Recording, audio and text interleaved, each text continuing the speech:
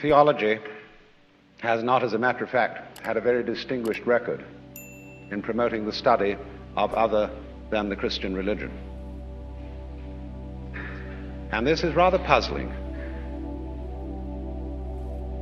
Most study of comparative religions that goes on in theological schools has historically been missionary-oriented, to find out the weird ideas of the prospects so as to be able to undermine them. Because you see, if you know in the first place that you have the true religion, there really is no point in studying any other one, and you can very quickly find reasons for showing them to be inferior, because that was a foregone conclusion. They had to be. And therefore, all arguments about the respective merits of various religions, especially where Christianity is involved and often where Judaism is involved, and sometimes Islam too, all of which are essentially imperialistic religions. In all such discussions, the judge and the advocate are usually the same person. Because if, for example, you get into discussions as to whether Buddha was a more profound and spiritual character than Jesus Christ,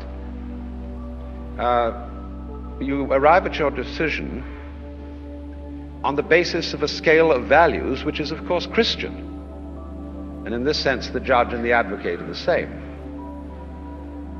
And I really do marvel at this Christian imperialism, because it prevails even among theological liberals. And it reaches its final absurdity in religionless Christianity, the doctrine that there is no God and Jesus Christ is his only Son.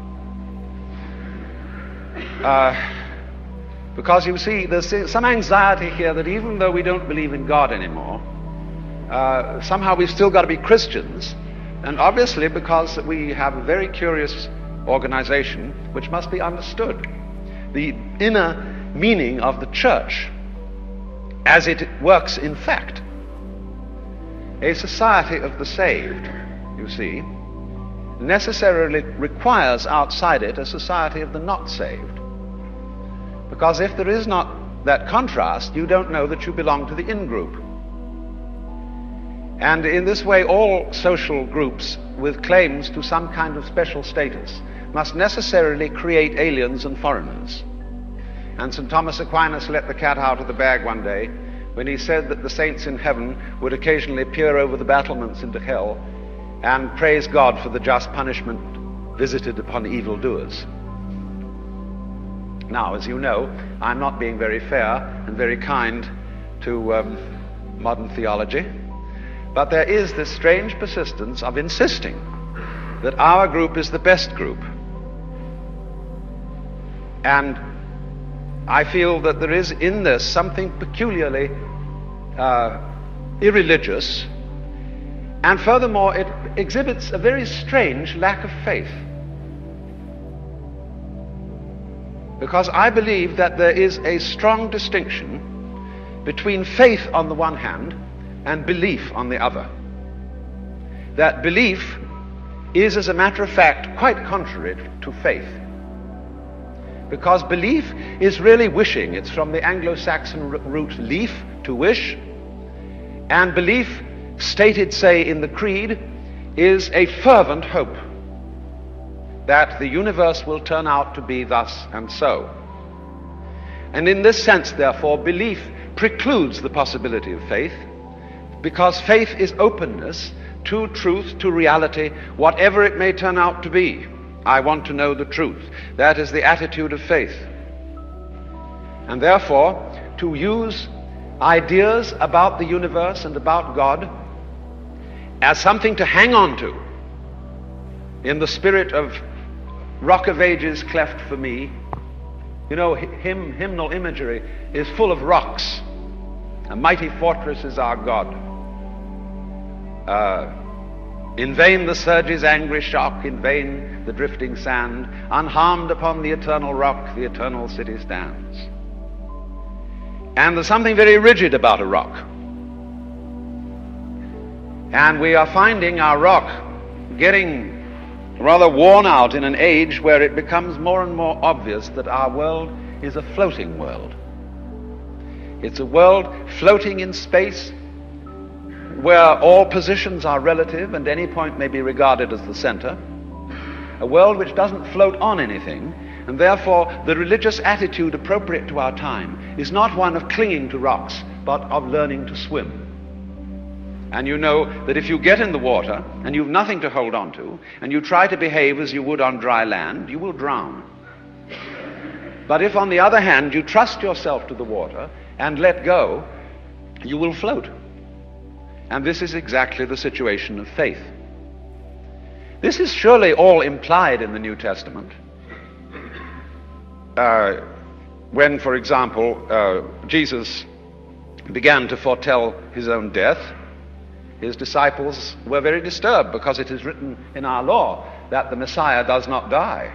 And he replied, unless a grain of corn fall into the ground and die, it remains isolated and brings forth no fruit. Or rather, but if it die, it brings forth much fruit. And on another occasion, he said to the disciples, it is expedient for you that I go away. For if I go not away, the Paraclete, the Holy Spirit, cannot come to you. But we have reversed all this. Jesus, to me, was one of those rare and remarkable individuals who had a particular kind of spiritual experience, which in terms of Hebrew theology he found most difficult to express without blasphemy. I and the Father are one. In other words, I am God. And that is something, of course, if you are a Hindu, that is a rather natural statement to make. You see, in our culture, which has Hebrew theology in its background, anyone who says, I am God, is either blasphemous or insane. Because our image of God, and the image, don't forget, has far more emotional power than any amount of theology and abstraction. It is our Father which really influences us as a conception of God, not necessary being or Tillich's decontaminated name for God, the ground of being, or Professor Northrup's undifferentiated aesthetic continuum. These aren't very moving, even though subtle theologians prefer this kind of thing and will tell us that when we call God the Father, we don't have to believe literally that there is a cosmic male parent, and still less that he has a white beard and sits on a golden throne above the stars. No serious theologian ever believed in such a God. But nevertheless, the imagery affects us, because the image of the monotheistic God of the West is political. The title King of Kings and Lord of Lords is the title of the emperors of ancient Persia. The image of God is based on the pharaohs, the great rulers of the Chaldeans, and the kings of Persia. And so this is the political governor and Lord of the universe, who keeps order and who rules it from, metaphorically speaking, above. So anyone who would say, I am God, is therefore implying that he's in charge of everything, that he knows all about it, and therefore everybody else ought to bow down and worship him. But in India, if you say, I am God, they say, congratulations, at last you found out. Because the image is quite different. The Hindu model of the universe is a drama. The world is not made, it is acted. And so behind every face, human, animal, plant, mineral, there is the face or non-face of the central self, the Atman, which is Brahman, the final reality, which is not defined, because obviously that which is the center cannot be made an object of knowledge any more than you bite your own teeth or lift yourself up by your own bootstraps. It's what there is, it's the basis. And you are it, which is a colloquial translation of the Sanskrit adage, Tattvam Asi, that art thou.